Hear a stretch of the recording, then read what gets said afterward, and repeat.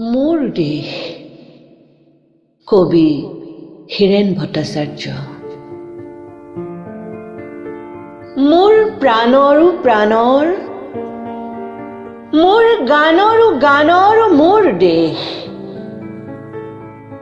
মোৰ প্ৰতিটো কামে, মোৰ প্ৰতিটো চিন্তাই এই দেশৰ বুকুত ৰচে হয় সোণোৱালী ভৱিষ্যতৰ সপোন।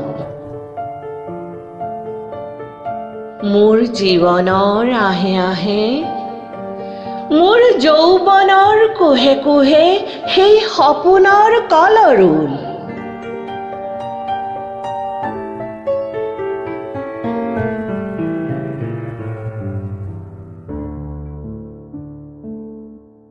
দেশে দেশে দেশ আছে, এনে বহু দেশৰ অৰঙে দৰঙে মই ঘূৰিছো।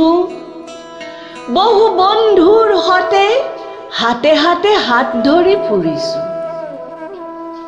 কেতিয়াবা সাগৰ পাৰত, কেতিয়াবা খেজুৰ তলত, নতুবা পাহাৰ তলিত খন্তেক জিৰাইছো।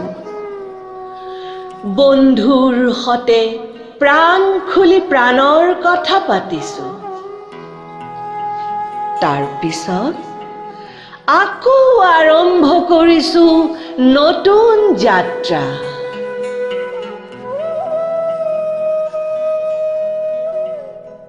এনে বহু যাত্ৰাৰ শেষ মোৰ দেশ, যাৰ বুকু ৰুমে মোক দিছে ভাল পোৱাৰ আনন্দ, যৌৱনৰ প্ৰাচুৰ্য, জীৱনৰ নতুন অৰ্থ। এই দেশৰ প্ৰতিটো পুৱাই মোলৈ লুকাই আনে ঐশ্বৰ্যৰ বিপুল সম্ভাৰ। প্ৰতিটো সন্ধিয়াই বৈ আনে স্নিগ্ধ ফুলৰ সুবাস। প্ৰতিটো ঋতুৱে মোক দি যায় জীৱনৰ আশীৰ্বাদ। এই দেশৰ বাবে মই জীয়াই আছো, এই দেশৰ বাবে মই জীয়াই থাকিবলৈ মৰণ পণ কৰিছো। ৰণুৱা বনোৱা হালোৱা এই সকলোৰে মাজত মই আছো মোৰ দেশৰ বাবে। অনৈক্যৰ মাজত ঐক্য হৈ, বিৰোধৰ মাজত সংহতিৰ সম্ভাৱনা হৈ মই আছো।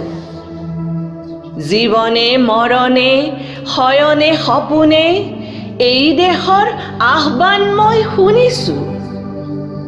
শত্ৰু মিত্ৰ সকলোকে মই চিনিছো। সিহঁতৰ অন্তৰ মই বিশ্বাসেৰে জিনিছো।